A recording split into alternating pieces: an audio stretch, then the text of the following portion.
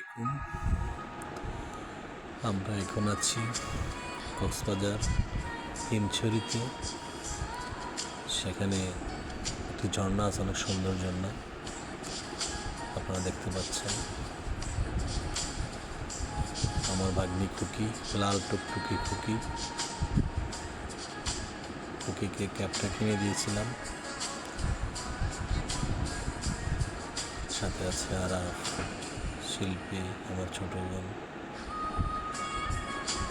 শারমিন, খাদিজা। আর এখানে সিয়াম আর আয়াতকে দেখা যাচ্ছে না, তারা হিমছড়ি পাহাড়ের উপর উঠেছে। কিছুক্ষণ পরে হয়তো আসবে তারা দুজন। আর আমরা তো উপরের দিকে উঠতে পারতেছি না, অনেক কষ্ট হচ্ছে, তাই আমরা এখানে ওয়েট করতেছিলাম। তো অনেক ভালো লাগলো খাদিজার কারণে মূলত যাওয়া। এখন আছে আরাফ, এটা আমাদের আরাফ মনি, সেও অনেক খুশি। আরাফ অনেক খুশি, আরাফ ব্রেসলেট কিনছে। সবচেয়ে বেশি খুশি হলো খাদিজা। মূলত খাদিজার উদ্দেশ্যেই কক্সবাজারে যাওয়া। এ হচ্ছে আমাদের খাদিজা, আর তারা হচ্ছে দুই বোনের মতোই চলে, শিল্পী এবং শারমিন। আর আছে আমাদের জামাই, আদরের জামাই খোকন, খাদিজার আরাফ। মাশাআল্লাহ, দুজনকে অনেক সুন্দর লাগতেছে। আর সাথে তো আছেই খুকি। খুকি ক্যাপ মারা দিতে যাচ্ছে না।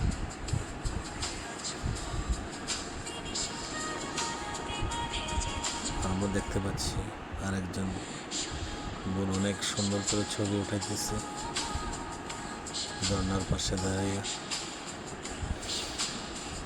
দেখ, যতক্ষণই ছিলাম হিমছড়িতে ভালোই লেগেছে। কিছু টুকটাক কেনাকাটা করেছি, সবাইকে একটি করে ক্যাব কিনে দিয়েছিলাম।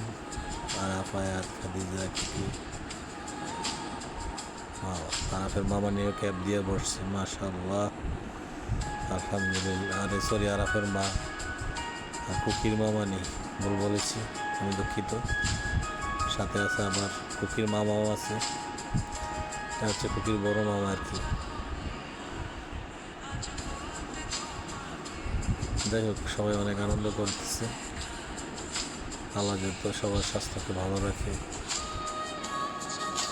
সবাই দোয়া করবেন। আল্লাহ যাতে সবাইকে নেক হায়াত দান করে, আবারও একসাথে যাতে আমরা ঘুরতে পারি, সবাই দোয়া করবেন। আসলে প্রবল মানুষের মনের খোরাককে মিটিয়ে না। অলরেডি আয়াত এসে গেছে। আয়াত এখন বাইকের